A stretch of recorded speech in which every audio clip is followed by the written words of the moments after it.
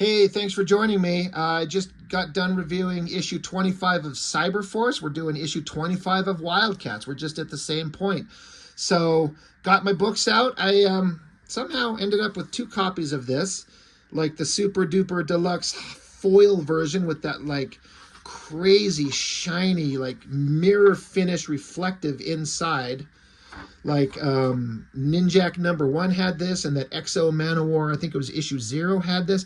It's such a weird thing, but it's kind of pretty. And then I've also got this just generic regular print version that this thing has been chewed up. I think somebody sent me this because I would only ever buy one copy of anything. And this is the one that I had, but I think somebody sent me this copy, and it's in pretty beat up shape, but we'll keep it around just in case. But Wildcats, where have we ended up with these clowns? The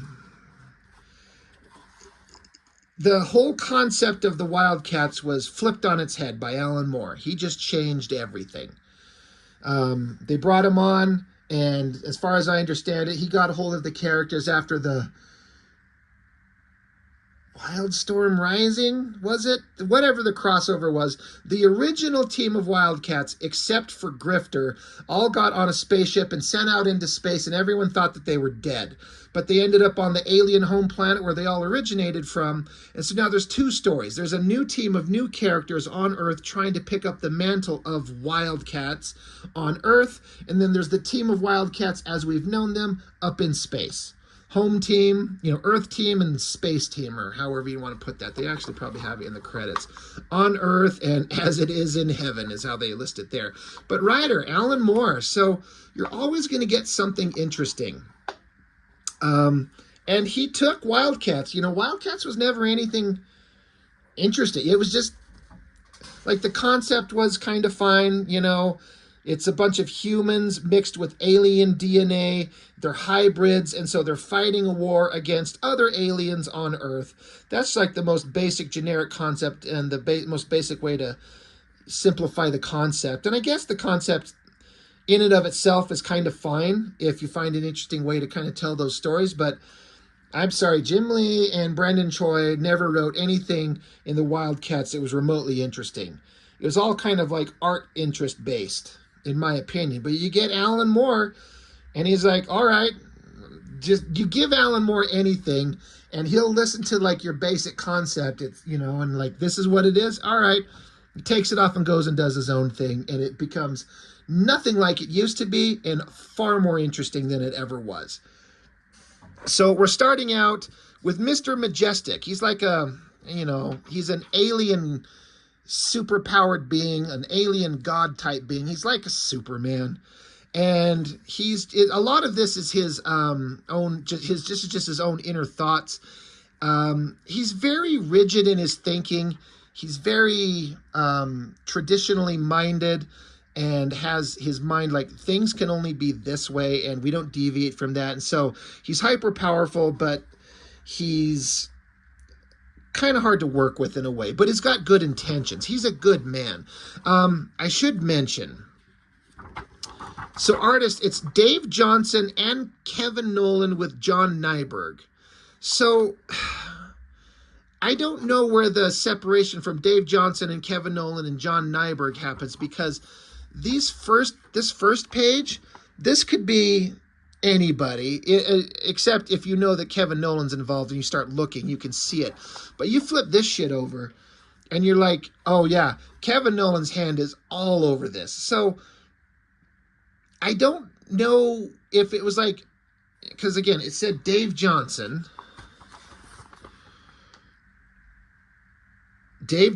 and Kevin Nolan with John Nyberg. So is this Dave Johnson drawing and Kevin Nolan just inking?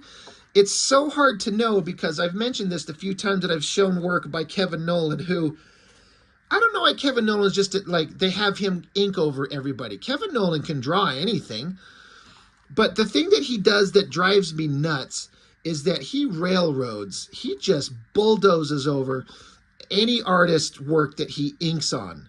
Like, he'll keep their poses and their faces and the compositions, but I feel like he basically redraws their faces to look like Kevin Nolan faces. And I'm like, Well, Kevin Nolan's a legend. You don't tell him what the fuck to do or what the fuck not to do.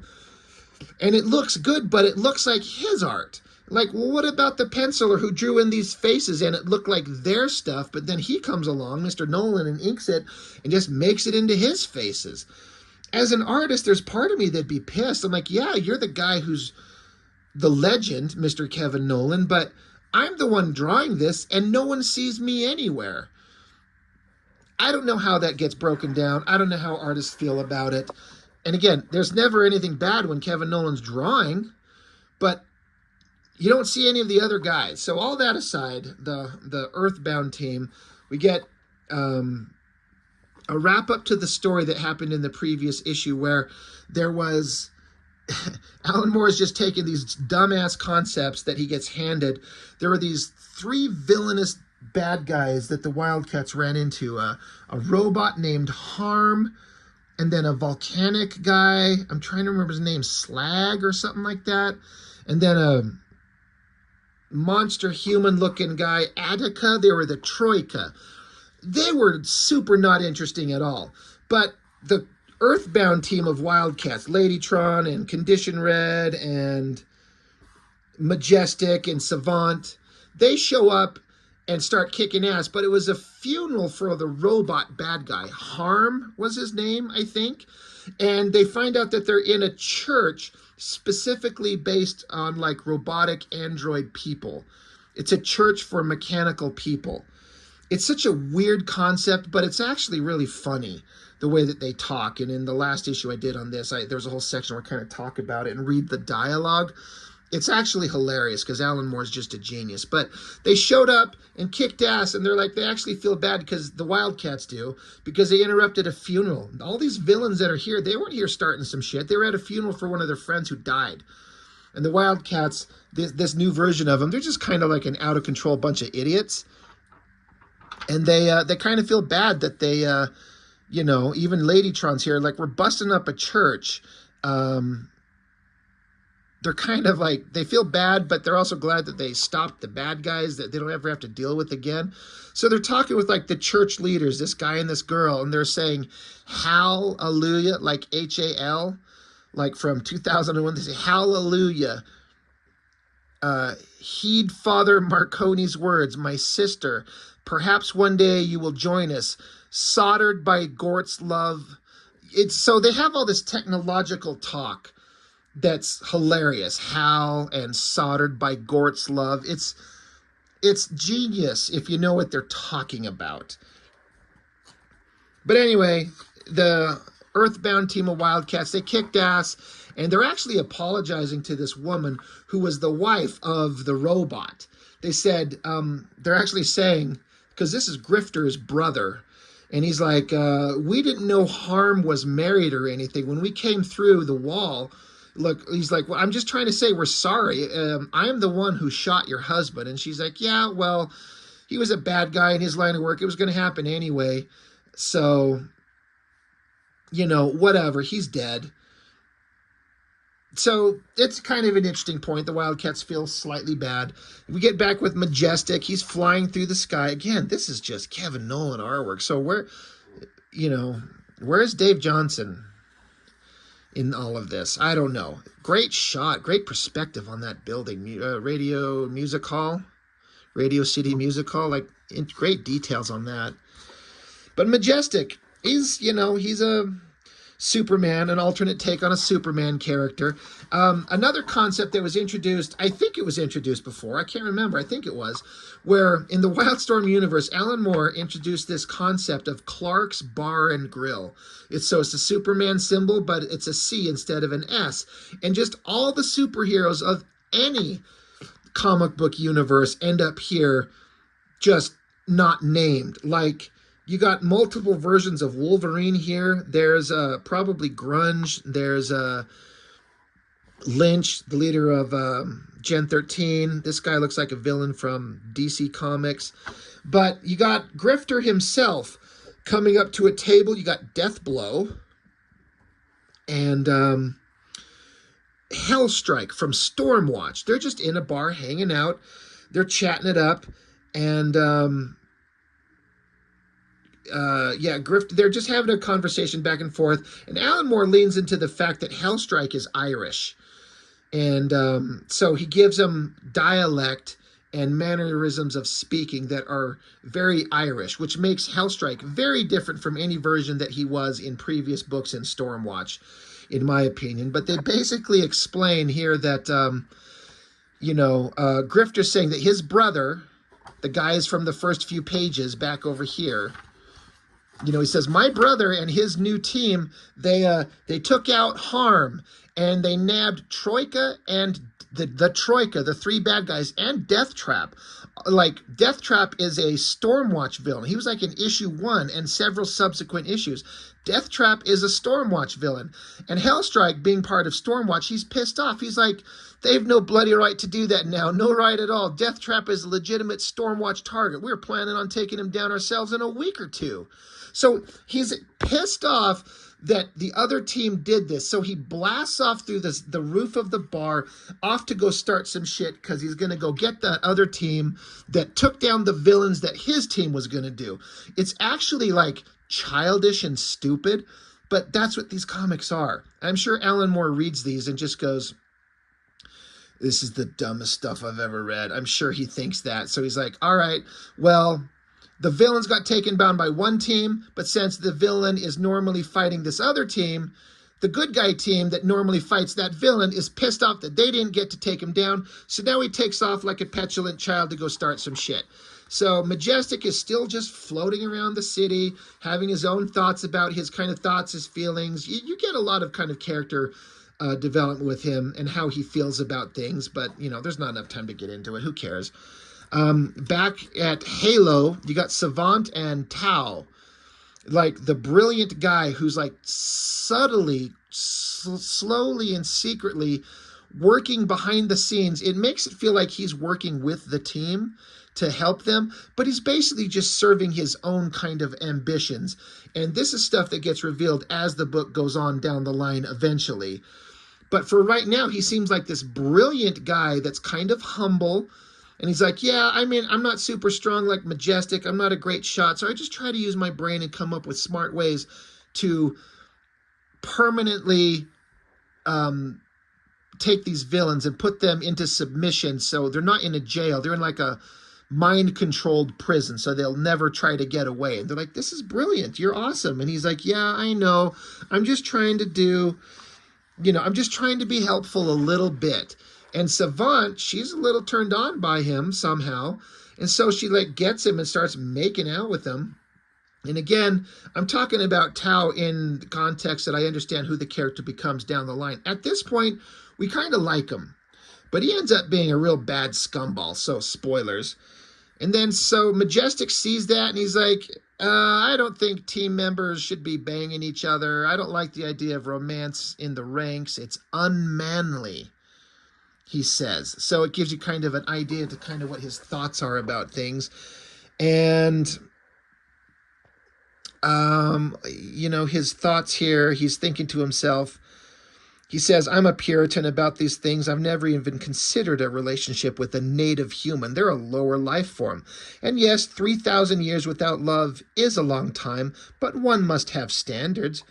At the end of the day, humans are too chaotic and unpredictable. You never know what they're going to do next.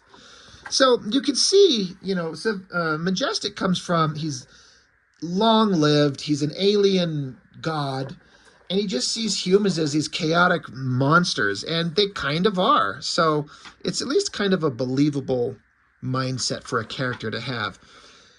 But speaking of humans doing unpredictable shit, he looks off to the side, and a giant explosion.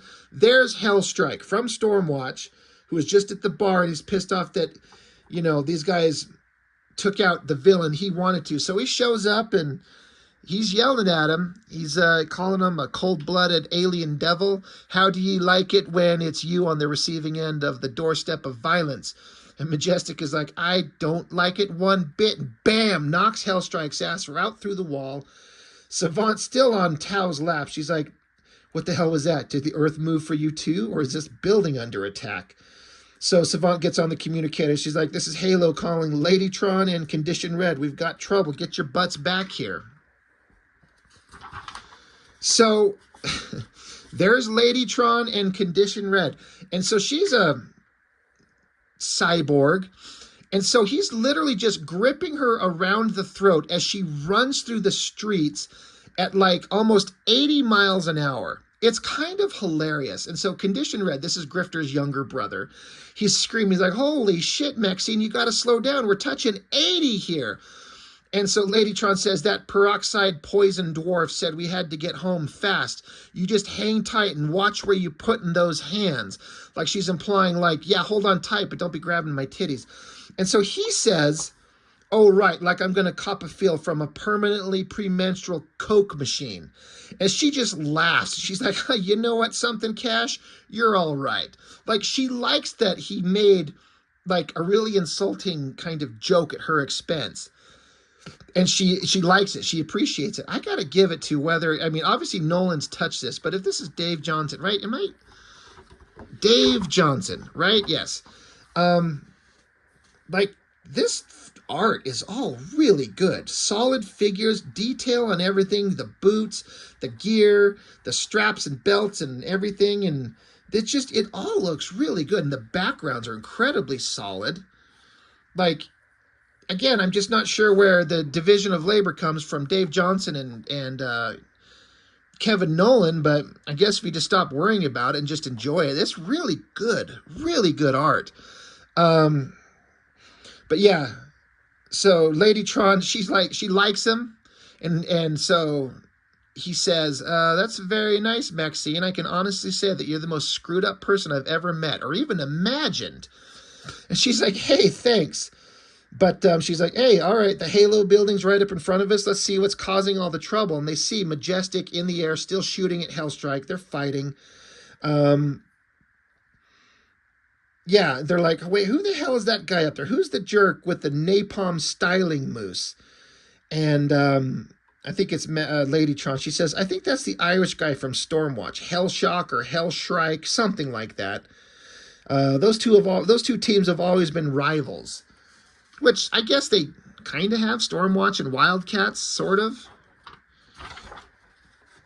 But they're like, well, we got to help him out somehow. So Ladytron, like, but with her hands, like, adjusts her lower robotic jaw down some way, somehow, to have some kind of, like, weapon.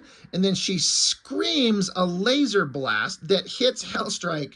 She's on the ground. He's way up in the sky. And these are two separate panels. But I love the way that the artist, like, had these panels at an angle. And again, she's on the ground. He's in the sky. But just kind of connecting the laser blast from one to the other. That's it, kind of cool. That's kind of interesting. So hits Hellstrike, and he's pissed off that, you know, he got sucker punched, so he blasts at the ground at her. She screams. So Condition Red, Grifter's brother, he's aiming his gun, and so Savant and Tau show up, and Savant's like, don't waste your bullets. Hellstrike's made of, like, superheated plasma or something like that. Your bullets will just melt. And so Condition's Red, like, yeah, I know, I figured that. I'm aiming a concussion shell 5 feet to the left of him because he can't melt a shockwave. So he fires, boom, shockwave, disorients Hellstrike. So Majestic comes along, punches him down into the ground, slams him into the earth. He still gets up. So Hellstrike's like, I want an explanation, which, you know, Majestic is like, well, Majestic says, I want an explanation for why you attacked us. So Hellstrike's like, an explanation? You guys are stepping on our toes, basically. You went after a Stormwatch target. I've known that Death Trop man forever. We were planning on bringing him down instantly. Like, that's something we were going to do. Again, it's like a childish reason. And Majestic's like, you're starting to get offensive, Hellstrike. Have you been drinking alcohol? And so then you got Grifter and Deathblow. They're like, of course he's been drinking. That's Hellstrike you've got there. He's always looking for something to quench the flames. So yeah, that's Grifter and Deathblow. And they're like, yeah, we were all at the bar. We were all drinking. And things got out of hand. So you got Grifter meeting up with his younger brother here. And they start screaming at each other. But Hellstrike is just pissed off. He's like, no one's taking me in. I came here to finish, you know, you guys took our villain and I'm pissed. You know, Deathtrap is a Stormwatch enemy, and I'm claiming him as our captive. So once again, Tao, who's done this a couple of times in previous issues, he's like, well, that's kind of difficult, Hellstrike. By my calculations, Deathtrap escaped about 10 minutes ago. Yes, I'm afraid we left him unguarded in the interrogation chamber, and I think he had a lockpick concealed in his mouth. Luckily, I attached a tracer to him during the arrest. And so Hellstrike's like, a tracer? What are you saying? And so Tao is handing him this little device, this little keypad thing. Tao says, I'm saying that with this tracking device, you'll know Deathtrap's every move. I was going to drop it at Stormwatch headquarters later, but you've saved me the trouble. So Hellstrike kind of stops. He's like, oh, thanks. Looks like I had you fellas all wrong. It looks like I'll be on my way. So do we believe anything that Tao said? You know, he's like, yeah, you know, by my calculations, he's already got away, but I put a tracker on him. Here you go. You can track him down. You guys can have the apprehension, you know. Good for you guys. And so Hellstrike's, all right, because he's an idiot. He's like, thanks, buddy. So he, you know, he saunters off and he's kind of content. Let's go back to the bar and keep drinking. So now the team, Tao, Savant, Majestic, Ladytron, Condition Red. Condition Red's like, damn it, did you see that? This guy comes in walking like he owns the place, treating us like we're all kids. And so Savant's like, Tao, how could you do that? You know Stormwatch are our rivals. How could you just hand them an edge like that? And Tao says, I didn't.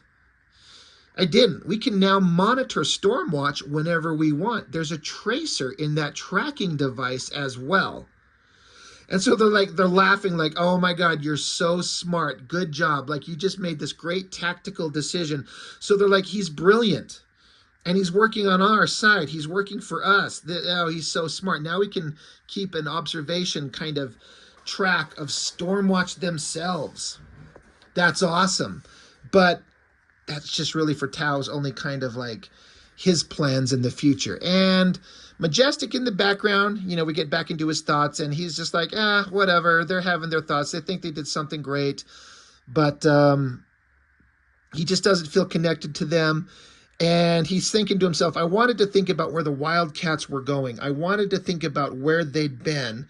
As he steps down and he picks up this picture of the Wildcats and he's just holding it. And it's a picture of the original Wildcats, which is just a cover of issue 1. And it says, outside the night is silent and warm, twinkling with the light of stars that may have burned out centuries ago, but we'll do our best to act as stand-ins, as understudies for the main act, but all the stars are dead. So he's like, all right, we'll just kind of fill the shoes of the Wildcats while they're gone, but I don't, you know, you get a kind of like this ominous sense that this isn't going very well. So that's the end of the Earthbound story, and for whatever reason, my poor comic has been separated and coming apart. But now we get into the Spacebound one, and we get into the star of the show, Travis Charest artwork. Thank God. Yes, everything that we saw previously looked really good. Dave Johnson, Kevin Nolan, they did an amazing job, for sure. But Travis Charest was like on this ascension to like hyper popularity. And even though the guy was slow and has so many pages where we just don't get any backgrounds, it's almost embarrassing, but somehow his work looks so good.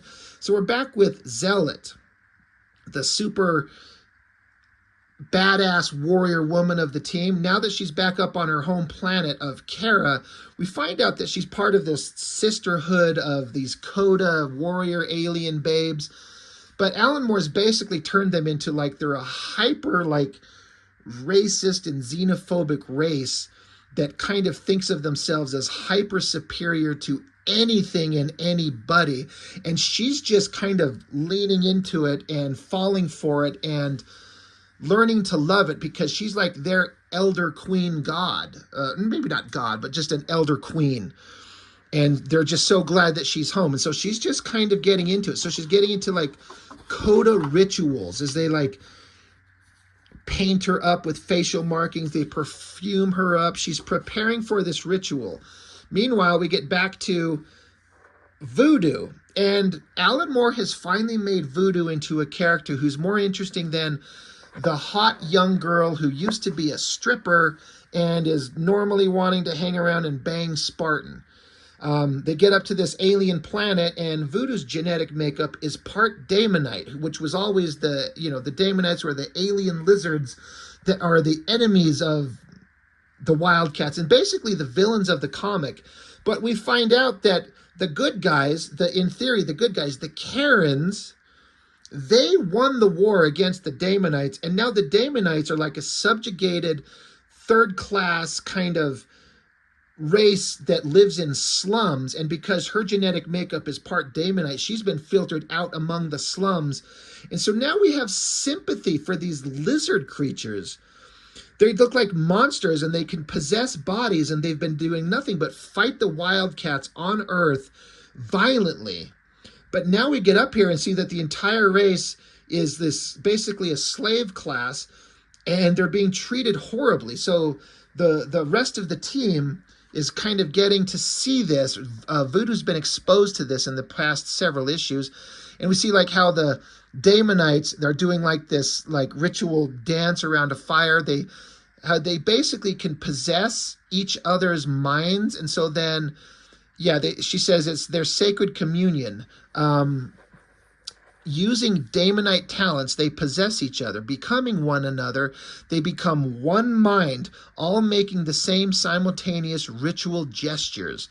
So they're kind of having a little religious moment, and the team's watching, and even Warblade's like, wait, these are the lizards we've been fighting on Earth. And she's like, hey, the Karens have segregated them here, and the war's been over for centuries, and they're trying to cope with disease and starvation and death. That looks the same for any species, even if they look like violent, evil lizard monsters. So, again, Alan Moore has taken the concept of the Wildcats and just flipped it on its head, just turned everything around. Good guys are bad guys are good guys. Or at least you have sympathy for them. So they're like, the world isn't for us. But it is the world of Emp and Zealot. Emp is the little dwarf leader of the team. He's another lord of this planet, which we'll get to shortly. But we get back to Zealot. Now she's like put in her warrior gear. They keep stamping, like they stamp her with a little dot on her head. They put straps around her. They armor her up so she can have this warrior babe dance of death. We're just getting into the mindset that she's just so hyper-focused on her and her people, and they're better than everyone. Meanwhile, the Wildcats team, they teleport themselves to this palace. Great shot, great perspective shot with this column here, these faces. It looks really good. But they're there to talk to Emp, their former leader, who brought the entire team together. They get busted in by what they think is what's his name? Spartan. But as we found out, Spartan, he's an android on Earth. Well, up here on this alien planet of Kara, there's a whole soldier class of robots that are exactly the same. A bunch of Spartan androids. And they all look the same. And so they don't know that this isn't their guy. He's just a guard. He's smacking away this team because they just teleported and showed up. And he's on guard duty. So, of course, you're going to knock these guys away. Again, Travis Charest, even with minimal backgrounds and taking shortcuts everywhere, he still makes it look good. He's kind of one of these lucky artists that can take these bullshit shortcuts and it still looks fantastic. But Maul starts slugging away the soldier robot, but then the Spartan that we know, he shows up. They basically walk their asses in to see Emp, who's sitting down, and ever since he came back to their home planet, he's one of their elder leaders, and they're like, you've been gone, you've been missing forever. Now that you're back, we're trying to have a political battle against the Coda for control of the planet.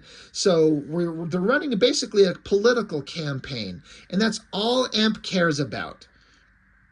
He doesn't give a shit about anything. He's so hyper-focused on himself and getting elected into a seat of power. He doesn't hear it when his own former teammates show up and say, hey, do you know the war has been over and this planet is doing terrible shit? They're horrible people. He's like, yeah. We'll worry about that later. I'm trying to get elected. And they're like, yeah, I think we know everything we need to know. So the team just teleports away. They're like, well, We're not going to get any help from him. So we get back to Travis Charest getting to draw hot warrior babes in a violent dance of death as they like fight each other. Again, no backgrounds anywhere.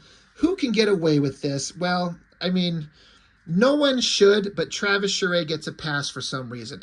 I think it looks pretty dynamic and interesting. He's got such an interesting art style. All the dialogue, it's all interesting. It's too much to kind of get into. But again, it's just all getting into the mindset of these Coda warriors who are just so single-minded in their purity and their superiority. And Zealot is just falling for it hard. And again, another double-page spread just kind of showcasing the dynamic fighting poses. Like, again, I can see somebody looking at this going, this is not that interesting. I don't get the appeal of it, and I would understand. But for me and most people, because Travis Charest at this era and this time, everyone was just loving it. And that's me too. But again, yapping on and on and on about how great the Coda sisterhood is. And then, of course, bad timing. Her former teammates, the Wildcats, you got Warblade, Maul, Voodoo, and Void, they show up to like, hey, we need your help. Do you know what's going on? And Zealot is actually pissed off that they interrupted their very sacred ritual. And, you know, Zealot makes a point here to that how the Coda are just genetically superior to anything. And so Voodoo, she's like, you're saying that you're better than us? And Zealot says, is a pure-blooded Coda sister better than a half-Daemonite mongrel? Don't be ridiculous. And so Voodoo socks her right in the face. And that's a sucker punch, because Voodoo has never been much of a fighter. She was just like a teenager that was at a strip club when they found her. So she's been taught to fight by Zealot specifically, but Zealot's 1,000 times above and beyond anybody in terms of fighting skills. So now that she got sucker punched, there's going to be a fight. Voodoo tries to, you know, do her best, but Zealot's like, this is pathetic. She knocks her to the ground, pulls her sword, is going to kill her. And Maul, he's sitting over here, he's like, she's not going to kill her. Is she going to kill her? Oh, gee, she's going to kill her. We should do something. And Warblade says, like what? Order flowers? That's Zealot's shit list Priscilla just wrote her name on. So this is where Voodoo taps into the Daemonite genetic heritage that she has, and she can transform her body into part Daemonite lizard monster. And so now she's got strength and speed and claws and stabs Zealot right through the titties and knocks Zealot down. But Zealot has been given this sword, Caldarok, that's like a artificial intelligence. And now that she's like, I don't want to say mortally wounded, but she's hurt. So she says, Caldarok, she has harmed me, punish her. And so the sword itself says, I am the High Blade Caldarok and have no will save your desire. With what severity shall she be punished? And so Zealot says, just make sure she learns not to touch me again. And so the blade reacts and slices at her. This is another one of those like brilliant concepts that Alan Moore has come up with that I absolutely love. This AI intelligence in the sword. The sword keeps talking, tracking, targeting tendons of upper limbs, locked and ready. Like, you never have a weapon talk like this. It's actually brilliant. I love it. So Voodoo's hurt. I actually really like this drawing. Man, that looks good. But the Coda warriors, the other girls that are here, they push past the Wildcats who are trying to keep them back to keep the fight separate, so it's just between these two. And all the Coda warrior girls want to see the finishing kill stroke. And Zealot's there like, Zealot's saying, try not to whimper when you take your punishment. I would not wish my sisters to believe I had trained a weakling. And so Voodoo's like, you really won't be satisfied till you get blood, will you? Okay, well, if you want it, here it is. So with her severe wound, she's covered in blood, Voodoo is. So she just puts her hand out. She's like, here, you want blood? Take it. Take my blood. And for some reason, it makes everybody back off. I don't know if it's just because they're like, she's like, Voodoo's psychotic. She's kind of crazy. Just like, yeah, here's my blood, take it. Or if Daemonite blood is offensive to them, it doesn't say.